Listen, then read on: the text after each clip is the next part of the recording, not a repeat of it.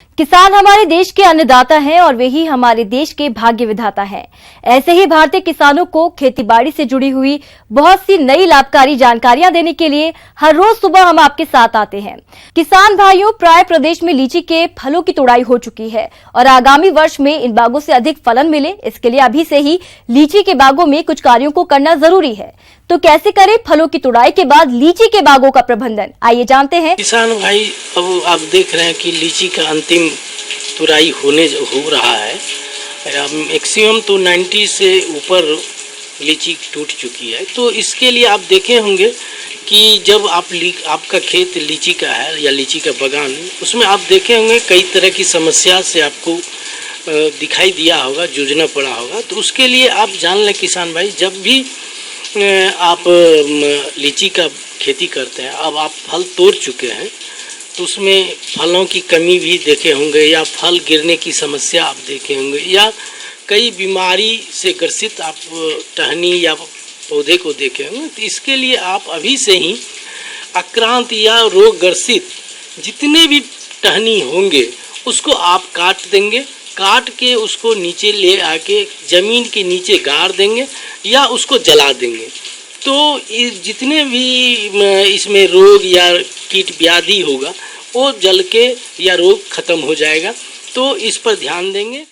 लीची में खाद देने का उचित समय जुलाई माह है।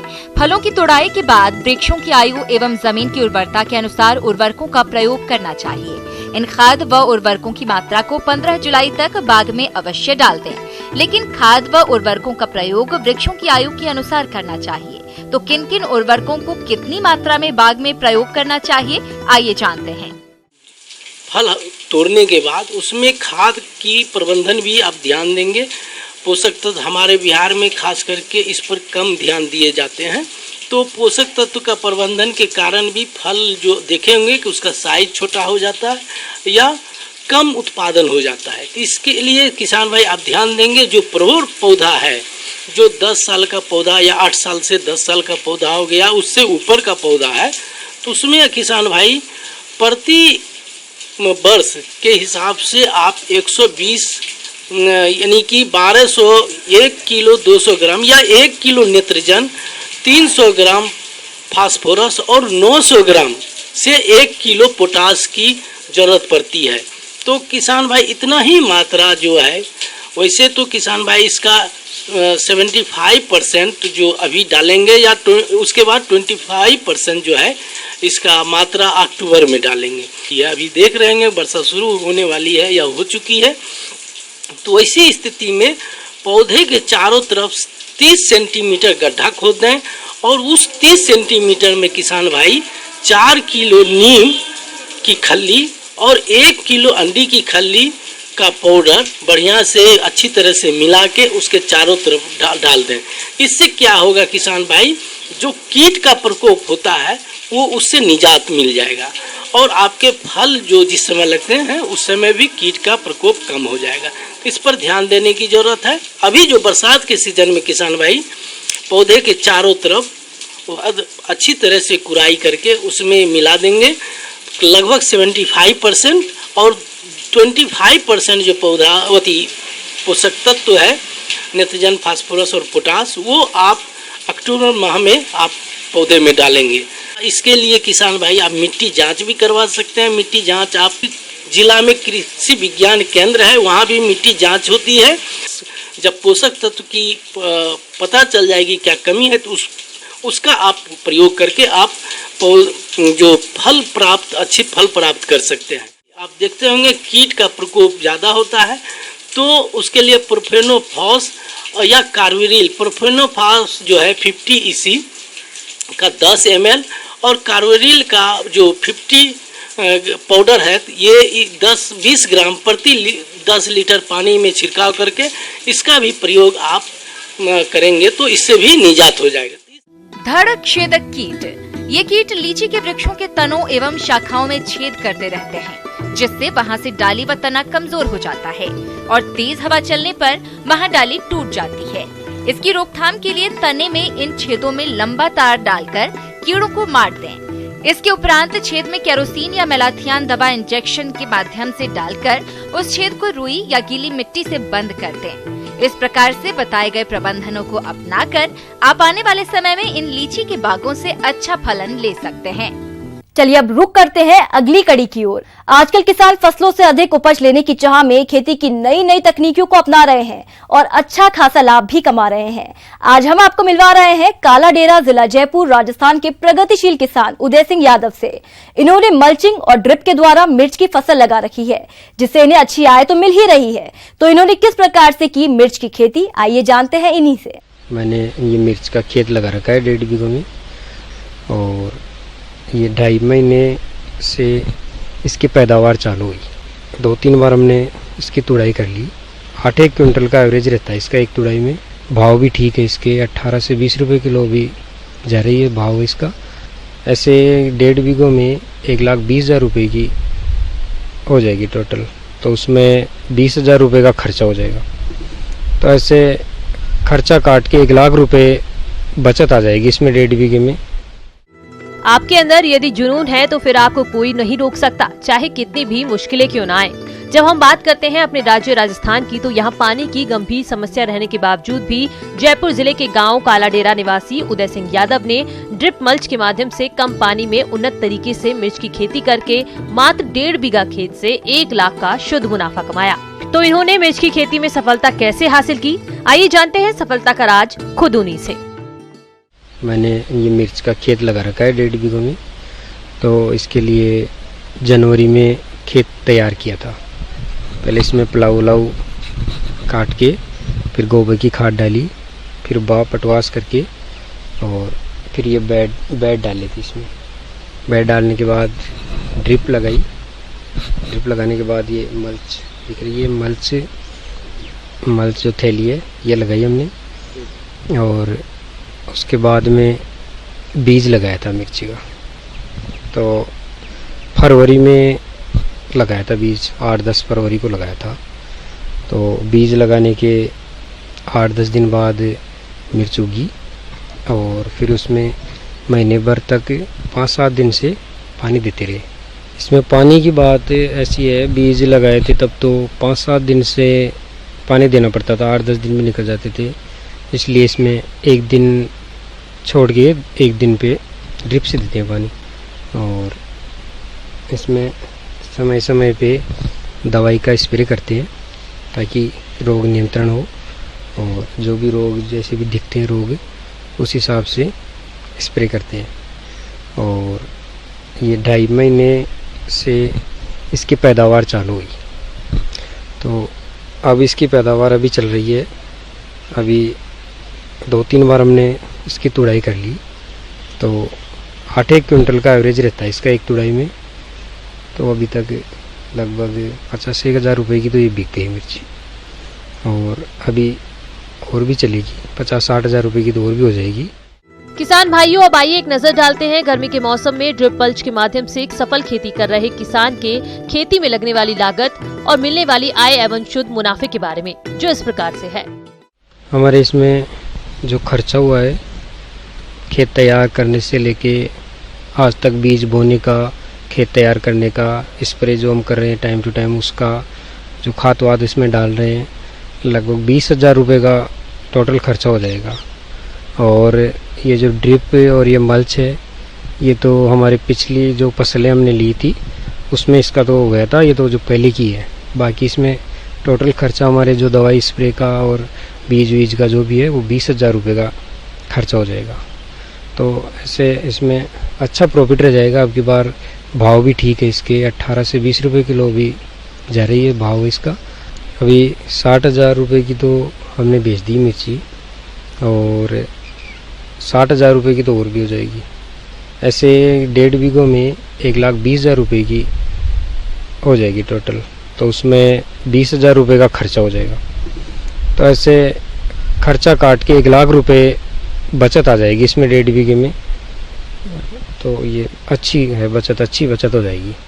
बढ़ते हैं अगली प्रस्तुति की ओर। प्रदेश के कुछ किसान भाई कृषि में प्रयोग होने वाले प्रमुख आदानों जैसे बीज, उर्वरक और कृषि सुरक्षा में उपयोग की जाने वाली रासायनिक दवाओं को खरीदते समय अक्सर ठगी का शिकार हो जाते हैं, जिससे हमारे किसान भाइयों को आने वाले समय में काफी नुकसान उठाना पड़ता है। इसलिए इस तरह की समस्या से बचने के लिए किसान इन आदानों को खरीदते समय कौन कौन से महत्वपूर्ण बातों पर ध्यान दें, आइए जानते हैं। किसान भाइयों, जब खेती हम शुरू कर रहे हैं या बुआई करेंगे तो सबसे पहले हमें ज़रूरत पड़ेगी बीज की। तो बीज जो किसान भाइयों, सबसे पहले आपको ये चुनना होगा कि अच्छी किस्म हो और उस किस्म का अच्छा आपको बीज मिले। प्रमाणित बीज आपको वहाँ से खरीदना है। और बीज जब खरीद के ला रहे हो तो साथ साथ आपको खाद भी उसके साथ में जो आवश्यक खाद है वो भी आपको वहीं से दुकान से आपको खरीदनी है। तो जो बीज और खाद और साथ में दवाई वो भी आपको वहाँ से ही खरीदनी है बाजार से। किसान भाइयों, बीज, उर्वरक एवं कृषि सुरक्षा में उपयुक्त होने वाली रासायनिक दवाओं को खरीदते समय कुछ मुख्य बातों पर ध्यान दिया जाना चाहिए, जिससे किसी प्रकार का धोखा होने से बचा जा सके। प्राय देखने में आता है कि विक्रेताओं द्वारा मिलावटी या अशुद्ध या वैधता समय निकलने के बाद भी किसानों को बेच दिया जाता है।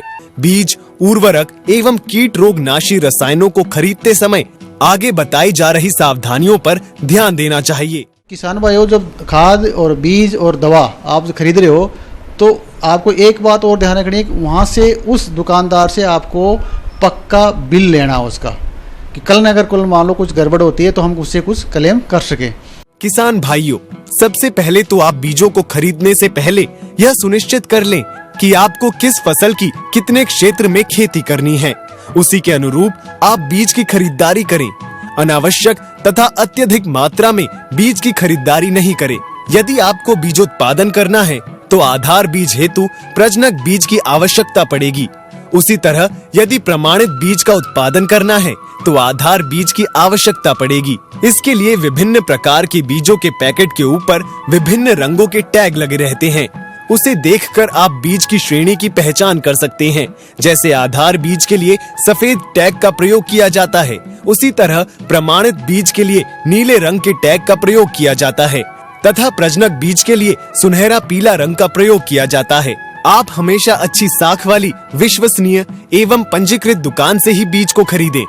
साथ ही ये भी देख लें कि बैग कहीं से कटा फटा तो नहीं है और कहीं हाथ से सिलाई तो नहीं की गई है, एवं बैग की सिलाई के अंत में सील दुरुस्त है।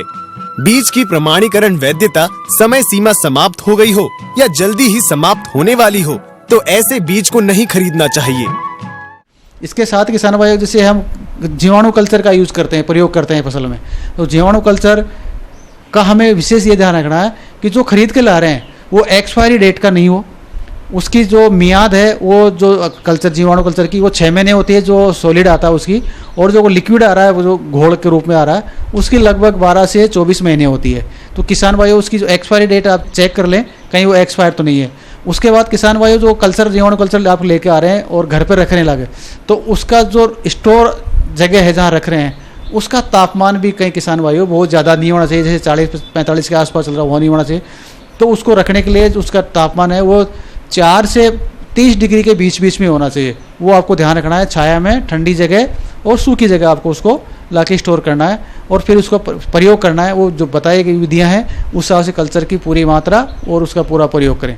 किसान भाइयों, अब आइए बात करते हैं उर्वरक खरीदते समय ध्यान रखने योग्य बातों की। तो उर्वरक को भी बीज की तरह विश्वसनीय संस्था से ही खरीदें, क्योंकि उर्वरकों में आजकल मिलावट की काफी शिकायत मिल रही है। खुला हुआ उर्वरक नहीं खरीदना चाहिए। हमेशा इनका पूरा बैग ही खरीदें। साथ ही यह भी देख लें कि कहीं बैग कटा फटा तो नहीं है या कहीं से हाथ से सिलाई तो नहीं की गई। इसके अलावा ये भी देख लेना जरूरी है कि उर्वरक के बैग में ढेले तो नहीं बन गए हैं। ऐसे उर्वरकों को नहीं खरीदना चाहिए क्योंकि इनकी गुणवत्ता खराब हो जाती है। दूसरा किसान भाइयों, कोई भी पेस्टिसाइड दवा ला रहे हैं हम, उसकी भी एक्सपायरी डेट आपको देखनी है, कहीं वो एक्सपायर तो नहीं है। तो एक्सपायरी डेट का कोई है तो आप उसको वहाँ जाकर के वापस उसको किसान से उससे दवा वाले से वापस चेंज कराएं उसको, अगर कोई आ गई हो तो। किसान भाई ये भी ध्यान रखना है कि जो छिड़काव कर रहे हैं उसका पूरा घोल वो आवश्यक एरिया है उसी में वो जाना चाहिए। किसान भाई, आपने बीज का चयन कर लिया, वैरायटी का चयन कर लिया, अब वो लेके आ रहे हैं तो अब उसको बुआई करेंगे किसान भाई, तो वही बात आती है कि जब बुआई कर रहे हैं तो उसका हमें बीज उपचार करना होगा। और बीज उपचार के लिए किसान भाइयों आपको जो आवश्यक फफूंदीनाशक, उसके बाद में कीटनाशक और फिर जीवाणु कल्चर आपको लगा करके आपको बीज उपचार करना है। बीज उपचार करने के बाद में किसान भाई बात आती है उसकी बुआई की। बुआई के किसान भाई आपको सावधानी रखनी है कि बीज की जो गहराई है वो सही गहराई पे बीज जाके गिरे, और बीज की सही मात्रा के लिए किसान भाइयों को कभी भी सिटिमा विधि काम नहीं लेनी, इसलिए आपको सीड ड्रिल से उसकी बुआई करनी है, उससे पौधों की संख्या प्रॉपर बनी रहे और दूरी प्रॉपर रहे, तो उसका बढ़वार अच्छी हो और उसकी उपज भी हमें अच्छी मिले। तो किसान भाइयों छोटी छोटी बातें हैं, इसको आप ध्यान रखें, फसल को बचाएं, खुद को बचाएं और पैदावार बढ़ाएं और खुद नाम कमाएं और देश का भी नाम रोशन करें। धन्यवाद। अन्नदाता हेल्पलाइन निःशुल्क फोन संपर्क सेवा के माध्यम से आपके द्वारा पूछे गए प्रश्नों में से 1 या 2 महत्वपूर्ण प्रश्न को हम अपने कार्यक्रम में शामिल करते हैं। इसी के तहत आज का चयनित प्रश्न और उसका जवाब इस प्रकार है। निःशुल्क अन्नदाता हेल्पलाइन में आज हमने जिस प्रश्न को शामिल किया है उसे पूछा है गांव भूलसर, जिला भागलपुर के जितेंद्र सिंह ने। आपने धान की सीधी बुआई पर जानकारी चाहिए है, तो इसके लिए देखिए कार्यक्रम का यह अंश। धान और गेहूं की जो पद्धति है, यही पद्धति पूरे भारत में अपनाई जाती है। सबसे मुख्य फसल हमारे खरीफ की धान होती है, तो हमें धान की उत्पादन तकनीक, उत्पादकता और उत्पादन पर विशेष ध्यान देना चाहिए कि हमारी जो परंपरागत खेती है हमारे धान की, ये धान की जो खेती है, हम लोग धान की खेती करते कैसे हैं? धान की खेती के लिए हम बिचड़ा लगाते हैं, बिचड़ा लगाने के बाद उसकी रोपाई करते हैं। लेकिन आज जो समस्या आती जा रही है, सबसे बड़ी समस्या हमारी पानी की है। पानी के लिए त्राहि त्राहि मचा हुआ है। तो हम लोगों को क्या करना है, कौन सी नई तकनीक अपनानी है? तो धान की सीधी बुआई के लिए हमारे किसान भाइयों को अपने क्षेत्र के अनुसार, अपने खेत के अनुसार धान की सीधी बुआई में अगर हम सीड ड्रिल से करते हैं तो पहले गर्मी की जुताई कर देते हैं। किसान भाइयों, खेत को बिना तैयार किए धान की सीधी बुआई जीरो टिलेज मशीन से कर सकते हैं। लेकिन अगर आप सामान्य सीड ड्रिल से धान की बुआई कर रहे हैं तो खेत की एक बार जुताई करके 2 से 3 बार कल्टीवेटर से जुताई करें। इसके बाद पाटा लगाकर खेत को समतल करें और याद रखें, अंतिम जुताई समय 10 से 12 टन गोबर की खाद प्रति हेक्टेयर की दर से खेत में अच्छी तरह मिला दें। उसके लिए हमारे किसान भाइयों को एक तो सीड ड्रिल के माध्यम से बुआई किया जाता है, एक जीरो टिलेज माध्यम से बुआई किया जाता है। तो जैसे हमारा धान की सीधी बुआई है, धान की प्रभेदों में धान हमारे यहाँ 3 तरह का आता है, एक लंबी अवधि का, एक मध्यम अवधि का, एक कम अवधि का। किसान भाइयों, धान का अच्छा उत्पादन लेने में इसकी उन्नत किस्मों की अहम भूमिका होती है। इसलिए कृषि वैज्ञानिकों ने क्षेत्र के अनुसार धान की कई उन्नत किस्मों को विकसित किया है। तो अपने क्षेत्र के लिए धान की कौन कौन सी किस्में उपयुक्त है, आइए जानते हैं। हमारा लंबी अवधि का धान है। लंबी अवधि का धान वो 150 से 155 दिन लेता है। वो राजेंद्र मंसूरी एक हो गया, MTU 7029 हो गया। इस तरह की जो प्रजातियां हैं वो लंबे समय की हैं। उसके बाद हमारा मध्यम अवधि का धान आता है, जैसे राजेंद्र श्वेता हो गया। राजेंद्र श्वेता हमारा 130 से 135 दिन में पक्के तैयार हो जाता है। और अब उसके बाद आता है कम अवधि वाला, अल्प अवधि वाला। तो अल्प अवधि वाला 100 से 110 दिन में तैयार भी हो जाता है। उसके लिए हमारा सबौर अर्धजल एक वैरायटी है, सबसे उत्तम वैरायटी है, शुद्ध वैरायटी है। हमारा सहभागी है, अभिषेक है, तुरंता है, सुसम्राट है। इस तरह की जो वैरायटियां हैं वो हमारी ये प्रजातियां हैं जो अल्प अवधि हैं।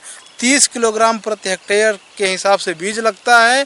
जैसे मान लिया हम खरीद के लाए, कृषि विज्ञान केंद्र से लाए या कृषि विश्वविद्यालय से लेके आए, कहीं से भी हम जो धान लेके आए, एक सरकारी संस्था से ही लेके आए जिसमें हमारा पूरा गारंटी रहता है, वहीं से बीज लेना चाहिए। 30 किलोग्राम अगर 1 हेक्टेयर के लिए आप धान की सीधी बुआई कर रहे हैं तो उसके लिए 60 ग्राम बेबिस्टिन लगेगा। 2 ग्राम 1 किलोग्राम बीज के हिसाब से बेबिस्टिन का इस्तेमाल करते हैं। ध्यान देने वाली बात है कि जब जीरो टिलेज से बुआई करते हैं, मशीन रहता है जीरो टिलेज, उसमें 2 खाने बने होते हैं। एक में बीज डालते हैं, एक में खाद डालते हैं। तो खाद डालने वाले खाने में हम केवल DAP का इस्तेमाल करते हैं और जो पोटास डालते हैं उसको हम ऐसे ऊपर से ही छिड़काव कर देते हैं। मशीन में हम पोटास का नहीं डालते, इसलिए नहीं डालते हैं कि पोटास डालने से वो पाइप को चोक कर देता है, पाइप जाम कर देता है। इस कारण से हम DAP और धान के बीज का इस्तेमाल करते हैं। बुआई करते समय कतार से कतार की दूरी 20 सेंटीमीटर और बीज से बीज की दूरी 10 सेंटीमीटर रखना चाहिए। याद रखें, बीज की बुआई 4 से 5 सेंटीमीटर गहराई तक ही करें।